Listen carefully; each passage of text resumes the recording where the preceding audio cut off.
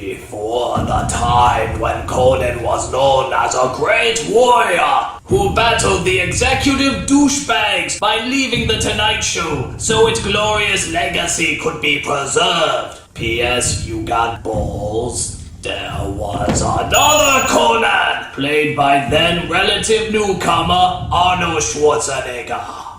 I am the Nostalgia Critic, doing a parody of the great and powerful Mako,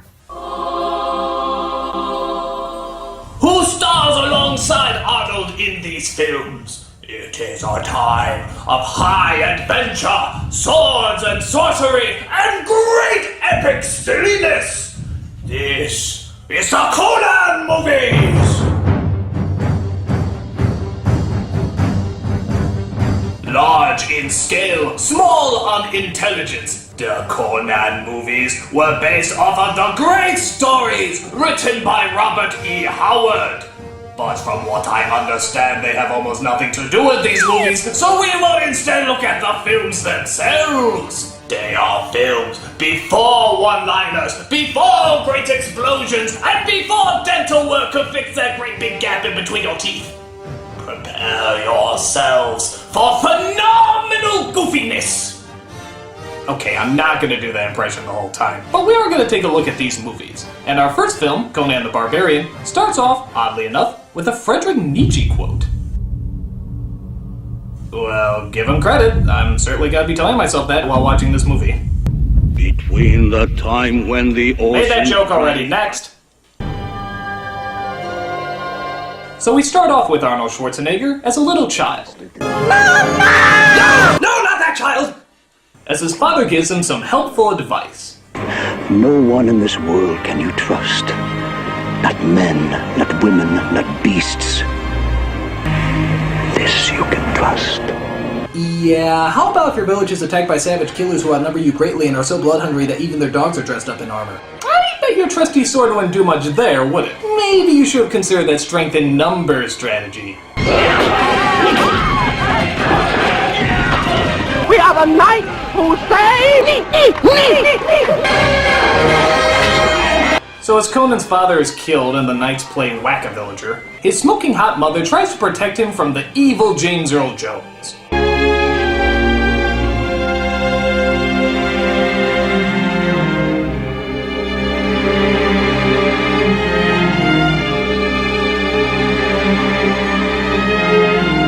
Well, gee, when you put it like that.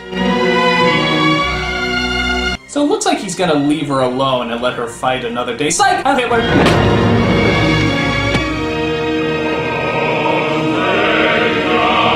Yes, I enjoy taking a long time killing that person for no particular reason.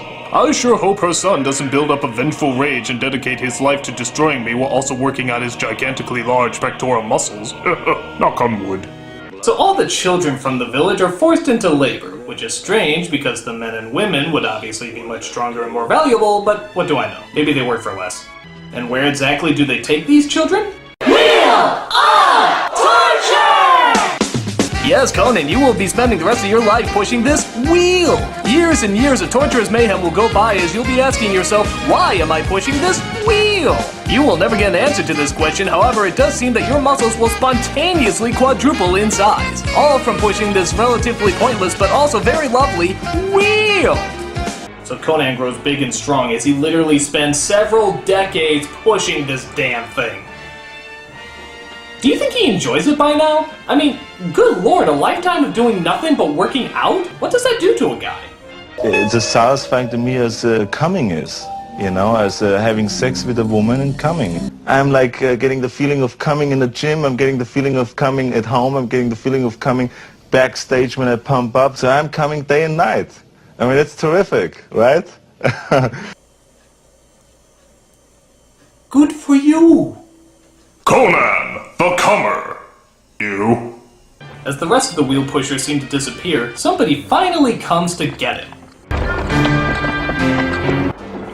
No, I said give the children candy! Not have them push a gigantic wheel in a circle continually for the rest of their lives? How did you even hear that? Sit there. Push wheel? Sit here! Push wheel? No, all I understand is wheels. Please, do you have a wheel? May I push it? So Conan, I suppose, is bought and forced into fighting for money. And I guess all that wheel pushing paid off, because even though he's never had any combat training, he's apparently a really good fighter, and keeps winning event after event. He was taken to the east. A great prize. Language and writing were made available. How to speak with an Austrian accent. The scroll is very informative. But over time, Conan becomes angrier and angrier, and I guess his master is afraid that he might have created a monster. Conan!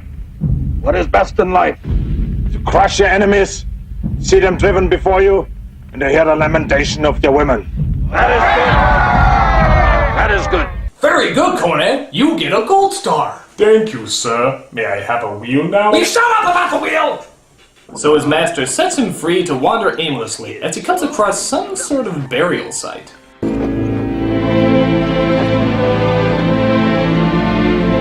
Ah, great, he's in the kingdom of the Crystal Skull.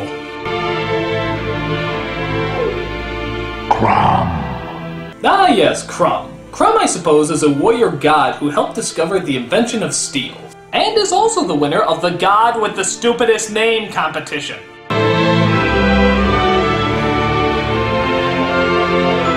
So after he grave robs beloved Crumb, he comes across a woman in the middle of the hills. As it appears, she may have some information on the man who killed his family. One who would crush the snakes of the earth. Snakes? Did you say snakes? Why did it have to be snakes? What is it you seek? A symbol. Perhaps on a shield. Two snakes coming together. Coming in the gym, I'm getting the feeling of coming at home. I'm Okay, getting the feeling knock it of off. coming. But in order to find the treacherous villain, he needs some directions. Unfortunately, she tells him that there's a horrible price to pay. Bonking the living shit out of her. Oh, the horror! Crossroads of the world. You will find what you want. Wow, how come more men don't ask for directions? This is wonderful! Oh no, she's pulling me into Avatar! The visuals will be stunning, but the story will be absolute bullshit!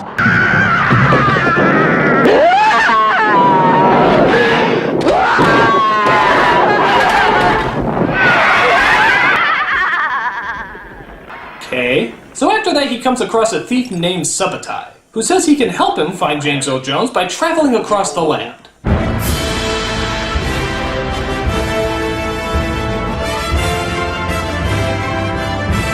Behold, we have reached Jerusalem! Wait, what? So they go into a few towns, get drunk, he punches a camel, that's nice. And they even come across another thief, who joins them on their quest. Ooh, I like to ask her for directions. They're unfortunately captured, though, by King Osric, played by Max von Sydow. He, I suppose, has a task for them. He promises them riches if they can bring back his daughter, who's been brainwashed by James Earl Jones. She follows him as a slave, seeking for the truth of her soul, as if I could not give it to her. The power of Crumb compels her! Conan dresses up in his silliest outfits and decides to fight Jones alone. He rides off into the wilderness and sets camp in some sort of Stonehenge ripoff. What? The horses just died with them? How the hell is that possible? Don't worry, Wilbur, we'll catch those bad guys! What, you dead? Oh, okay, I'll just stand here until starvation. So it turns out James Earl Jones is the head of a brainwashing cult, which is pretty much like Burning Man if everybody dressed up like Tylenol. But Conan is spotted and brought before our villain. Steel isn't strong, boy. Flesh is stronger. Look around you. There, on the rocks, that beautiful girl. Come to me, my child.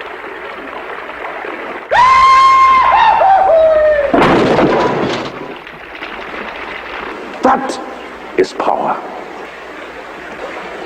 Crucify him. Too Jewish. Forgive them, Crumb. They know not what they do.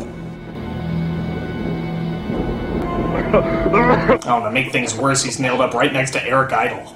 Always look on the light side of life.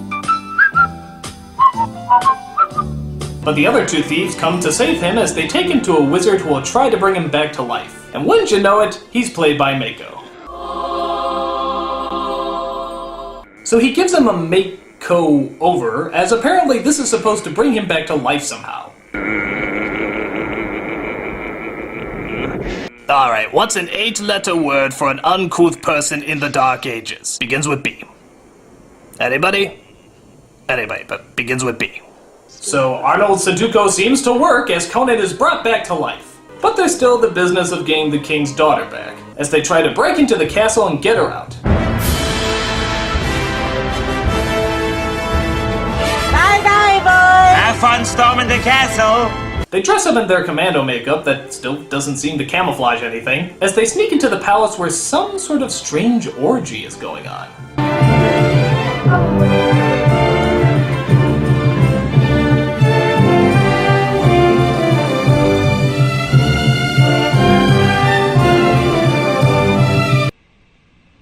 Well, that's just silly.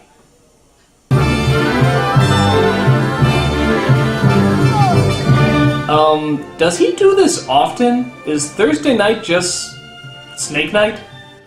Oh well, no time to question logic now. We've got a princess to save. They take her away from the palace as James Earl Jones finally comes to his senses. Guys, I told you to watch the place. Well, I was a snake. Can't a guy just be a snake for 5 minutes without something going wrong? So he gets out his bow and, I'm totally serious here, he fires a snake at them. You know, guy, I can see you have sort of a snake motif going on here, but you don't have to use it for everything. Just use a friggin' arrow. I mean, what, do you brush your teeth with snakes? Comb your hair with snakes? God help us if he actually has a snake condom, that'd just be insane. So the woman sadly dies as the rest of them get ready for the big battle. They do this by setting up the Flintstone equivalent of Home Alone traps. Crom, I've never prayed you before. All that matters is that two stood against many. That's what's important. Balor pleases you, Crom. Bad news, I'm afraid. Your prayer accidentally got intercepted by R. Crumb, the perverted cartoonist. I was sexually attracted to Bugs Bunny, and I cut out this Bugs Bunny off the cover of a comic book and carried it around with me. So grant me one request. Grant me revenge. And if you do not listen, then to hell with you. Wow, that's like the most backhanded prayer I ever heard in my life. Give me what I want, and if not, fuck you. Do you think he'll just pray for everything like that from now on? Oh, Crumb, please let my Happy Meal contain either Alvin, Simon, or Theodore from the Alvin and the Chipmunks Collector's series, but do not put in any chipettes. I do not like the chipettes. God help you if there's any chipettes in there! And if there is a chipette, then to hell with you!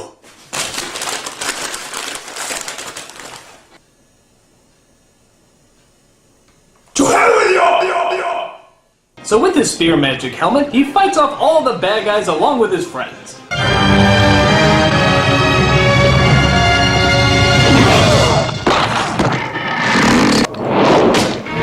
Fell for the oldest trick in the book! Hitting a helmet, which I thought was you, triggering a rock, activating a spear that stabbed me in the chest. Damn, you're good! He even gets help from beyond the grave, apparently.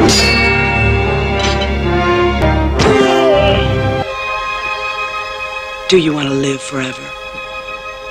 And by forever, I mean a brief cameo in the sequel. So he wins the battle as all the bad guys flee back to the palace. They snap the princess to her senses as she agrees to show Conan how to sneak into the fortress and finally kill James Earl Jones. Burn you the way to paradise!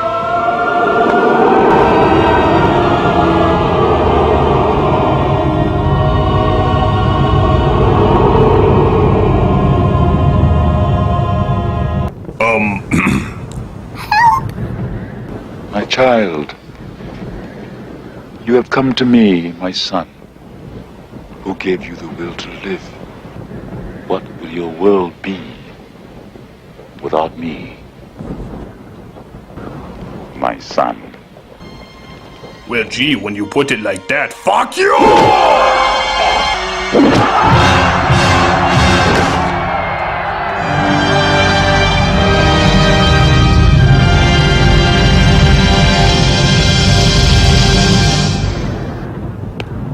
Ow!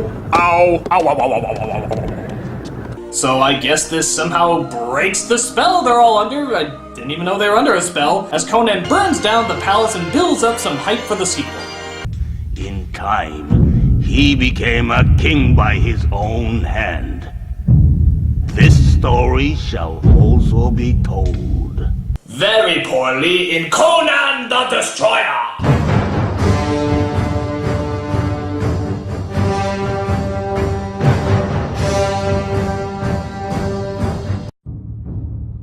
From the director who brought you such classics as Red Sonja and Dr. Dolittle comes his most epic of unimpressively bland masterpieces, Conan the Destroyer.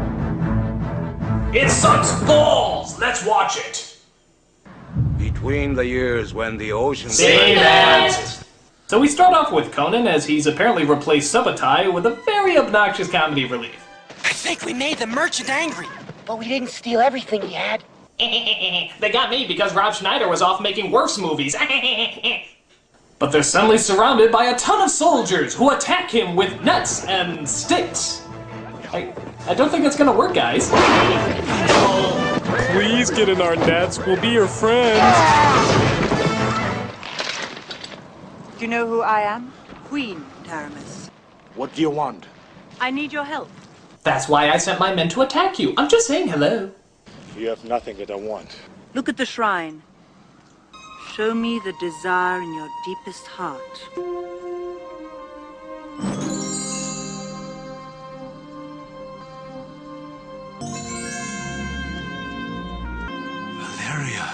Malaria? Her name was Malaria all this time?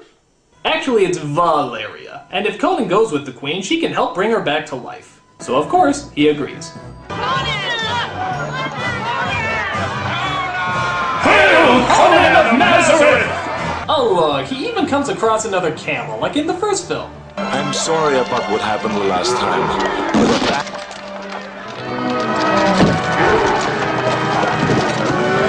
Yeah. How come I get the feeling that the name of the next film is gonna be Conan, the Camel Puncher? We will drink to Daggles, the dreaming god. The god of nonchalantness. Alright, there's a lot of story they get out here, so listen closely. It is written in the scrolls of Skelos that a woman child born with a certain mark must make a perilous journey. It is her destiny. Sounds like a pretty stupid destiny. My niece, Jenna, has such a mark. There is a key she must find. A key only she can touch. Where is it? In a castle. Guarded. By a wizard. What does this key unlock? A jeweled horn. Only she can procure it. So you want me to fulfill the unknown destiny of a scroll I never read by going to a castle I can't find to lead a girl I never met to go up against a magic I cannot fathom and find a treasure I never heard of? Yep. Okay. So before they head out on their quest, the queen gives her captain of the guard some specific orders. What I do need you for is to see that this dear child is returned safely to the palace. Both the treasure and her virginity intact. I can definitely protect one of those. For she must be a virgin when she's returned to me, so she can be properly sacrificed. Yes, make sure absolutely nothing happens to her so I can kill her. Speaking of which, how come gods always want virgins? Wouldn't sluts be more accepted? They put out more and they just have a better understanding of the human body. It's pleasurably logical. But I digress. They set out on their quest and go through several villages to get to the castle. On their way, they come across Mako from the last movie, and Mayday! Hey, I didn't know she was in this movie. That kicks ass. And ironically, the situation suggests she's in view to a kill. Save her! Thieves should be hanged.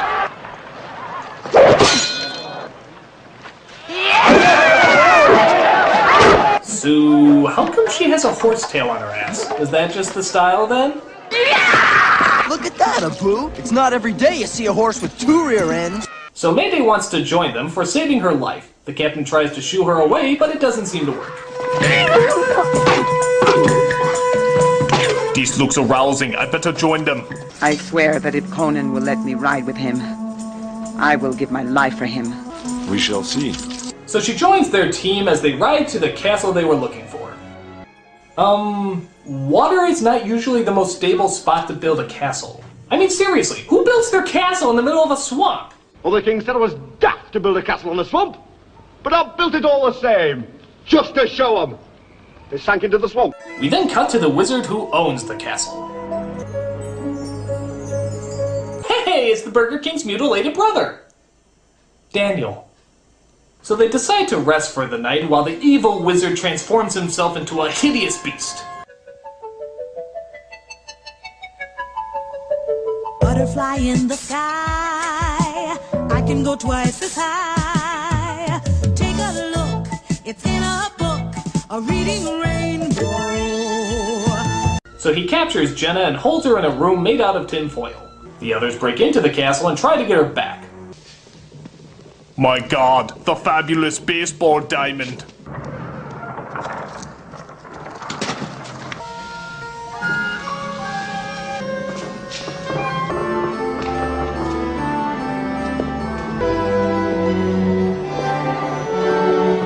Golly, you're the most thematic wizard I've ever met. How long did it take you to plan all this? Do you do birthday parties? So the were-wizard tries to attack Conan as his friends watch helplessly. But Conan discovers he has to destroy the mirrors in order to destroy the wizard, which is a little strange. I mean, if you're the wizard, why would you want your weakness surrounding the room? It's like Superman decorating his Fortress of Solitude with kryptonite curtains. I don't need any mirrors. I know I'm perfect.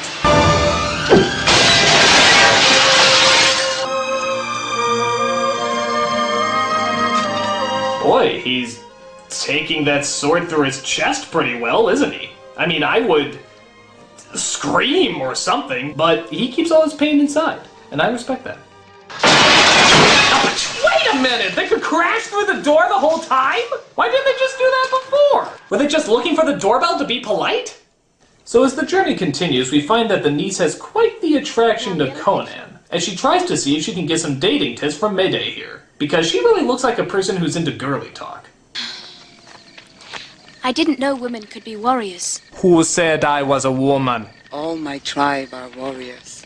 How do you attract a man? I spear him, gut him, then wear him. What I mean is, suppose you set your heart on somebody. Take him!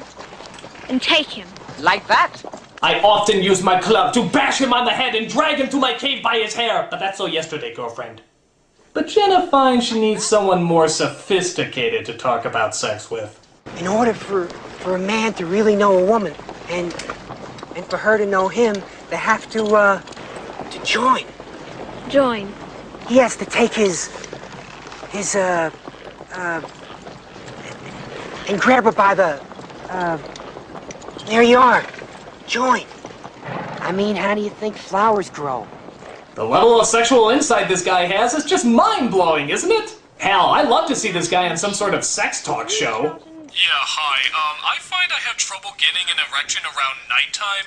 What would you suggest for that? Oh, I mean, you know, with the things and the guys over here, woman's over here, and the joining, and with the big and the ooh and the you know, flowers.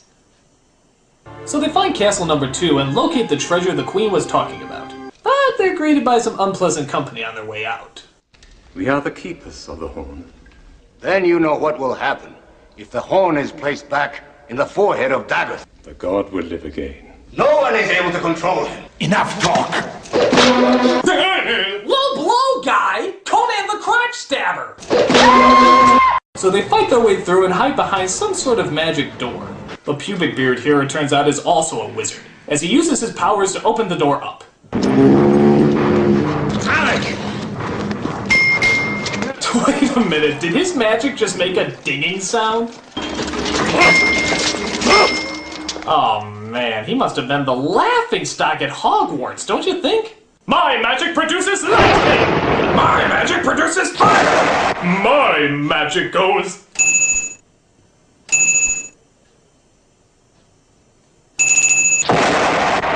Luckily, Mako uses his own magic to show the wizard the most frightening image he can conjure up.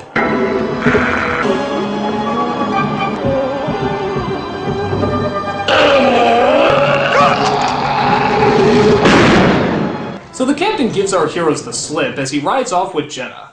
Where are the others? They're coming, don't worry, go! Oh, okay, thank God I'm an idiot.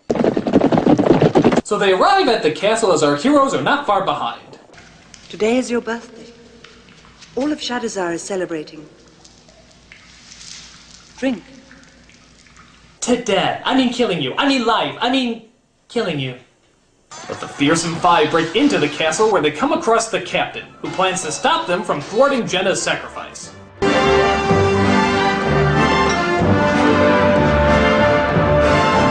So what's my birthday gift? Is it a pony? Is it a dagger and a pony? Is it you stabbing me in the throat so you can resurrect a god in order to control him and hopefully rule the world? And a pony? Save the girl! Oh yeah, I guess we have been standing here the whole time. I was confused because I thought there was an easily breakable piece of glass in front of us. See, that's the only thing that can hold us back. So because she's not sacrificed, the statue is instead transformed into... Okay, I think James Earl Jones' snake scene just got out silly.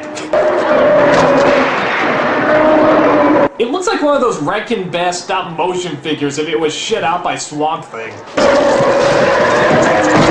But our comic weasel is nice enough to throw a dagger into his eye. Boy, I feel a little weird saying this, but Conan is literally fighting a one-eyed, one-horned giant purple people eater. And you know what? It sure looks strange to me. So Conan kills the creature as he delivers the final blow. And if you can believe that Weasel Man here actually tries to take credit for the victory.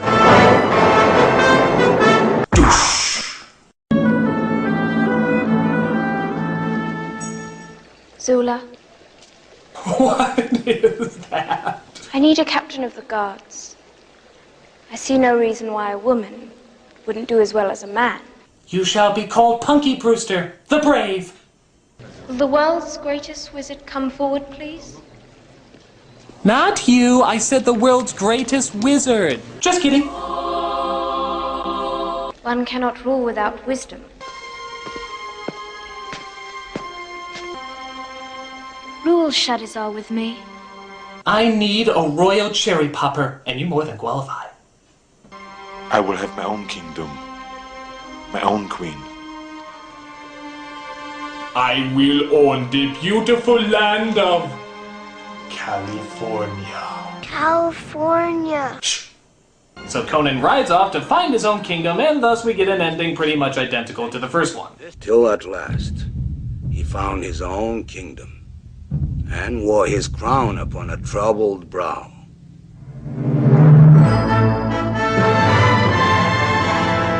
Another story that I will not tell, because I am dead, Schwarzenegger's in California, and this franchise is non-existent. So those are the Conan movies. How do they measure up? Well, the second one is just crap. Once in a while there's something interesting, but for the most part it's just boring. The first one, however, I gotta admit it's sort of a guilty pleasure for me. I mean, again, it's stupid, but it's so epically stupid.